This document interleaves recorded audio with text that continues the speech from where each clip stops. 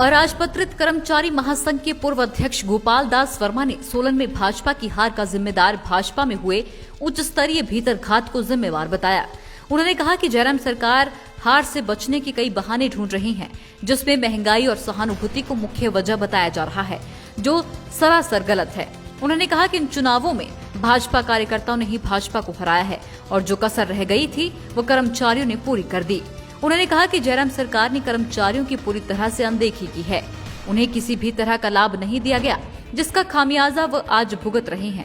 उन्होंने ये भी कहा कि अगर वो पूर्व कर्मचारी नेताओं को अपने आत्मविश्वास में देते और उनकी सलाह पर चलते तो चुनाव के नतीजे बिल्कुल उलट होते। उन्होंने कहा कि अगर अभी भी भाजपा सरकार अपनी कार्यप्रणाली में सुधार करती है तो वो विजय हासिल कर सकती है। जयराम सरकार ने कर्मचारी नेता अपने गृह क्षेत्र से बनाया, लेकिन उसके बावजूद भी जीत हासिल नहीं की, इसलिए उन्हें कर्मचारियों पर अच्छी पकड़ वाले नेता पर विश्वास करना चाहिए था। अराजपत्रित कर्मचारी महासंघ के पूर्व अध्यक्ष गोपाल दास वर्मा ने कहा कि भाजपा पर इन चुनावों में भीतरघात हावी रहा है। वहीं उन्होंने कहा कि महंगाई अन्य राज्यों में भी थी, लेकिन वहां भाजपा की जीत हुई है, जो दर्शाता है कि भाजपा की चुनावी रणनीति बेहद गलत रही, जिसका लाभ कांग्रेस को मिला। उन्होंने कहा कि मुख्यमंत्री जयराम ठाकुर ने कहा कि कांग्रेस को स्वर्गीय वीरभद्र सिंह के नाम पर सहानुभूति वोट मिले हैं। ये बहाना उनका बेहद गलत है, क्योंकि मंडी में स्वर्गीय रामस्वरूप की और जुब्बल में स्वर्गीय नरेंद्र बरागटा की भी मौत हुई थी, तो उन्हें सहानुभूति क्यों नहीं मिली। उन्होंने कहा कि पूर्व कांग्रेस सरकार के जो कर्मचारी विरोधी फैसले थे वो नहीं बदले। कांग्रेस पर प्रेम कुमार धूमल और सतपाल सत्ती ने चार्जशीट बनाई थी, उस पर कोई एक्शन नहीं हुआ। कर्मचारियों के हितों को ध्यान में रखते हुए कोई फैसले नहीं लिए गए, यही वजह है कि भाजपा की करारी हार हुई है। उन्होंने कहा कि अभी भी जयराम सरकार के पास वक्त है, वो अपनी कार्यप्रणाली में सुधार करे, अन्यथा प्रदेश में भाजपा एक बार फिर हाशिए पर नजर आएगी। जैसे कहा कि भी महंगाई की वजह से हार गए, ऐसा नहीं है। महंगाई तो पूरे देश में थी, दूसरी जगह दूसरी स्टेटों में भी जीते हैं बीजेपी के लोग, ऐसा नहीं है कि वहाँ हारे हैं। और दूसरा ये कहा भी श्रद्धांजलि के नाम पे जो है वीरभद्र सिंह के, जो स्वर्गीय वीरभद्र सिंह रहे थे मुख्यमंत्री, उनके श्रद्धांजलि के नाम पे वोट जो है प्रतिभा सिंह को या दूसरों को उनको मिला है, ऐसा नहीं है। आप देखिए कि रामस्वरूप जी भी, तो उनकी भी डेथ हुई, और जुब्बल कोटखाई में देखिए नरेंद्र बरागटा की डेथ हुई, तो वहाँ सहानुभूति क्यों नहीं चली?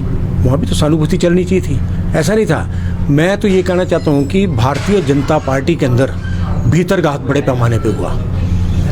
भारतीय जनता पार्टी के लोगों ने ही सरकार को हरा दिया और जगह जगह राइवल खड़े हुए, राइवलों को एक से दूसरी जगह भेज दिया, तीसरी जगह भेज दिया, उनके खिलाफ कोई कार्रवाई नहीं की। अगर उनके खिलाफ कार्रवाई की होती तो आज ऐसी स्थिति नहीं आती। आज तो कांग्रेस में इतना बड़ा कोई लीडर है ही नहीं है, वीरभद्र सिंह के मुकाबले में कोई लीडर ही नहीं है, फिर कैसे जीत गए? क्या कारण रहे? ये तो मुख्यमंत्री जयराम ठाकुर को इसके बारे में सोचना चाहिए, विचार करना चाहिए भी हम हारे क्यों, क्या वजह रही इसकी हारने की। आप देखो कि भी हमारे पास हिमाचल में जो कर्मचारी हैं, पेंशनर हैं, हमारे किसी भी नेताओं को बीजेपी के किसी भी टॉप लीडर ने ये नहीं कहा यार चलो हमारे फेवर में यार चुनाव प्रचार तो करें, आप जाइए, आपके पास इतना बड़ा संगठन है और आप इतने बड़े वरिष्ठ नेता है, किसी ने नहीं बोला। दूसरी तरफ आप देखो जो कांग्रेस सपोर्टेड जो पेंशनर संघ है, उनको उन्होंने कहा वो सारे में घूमे।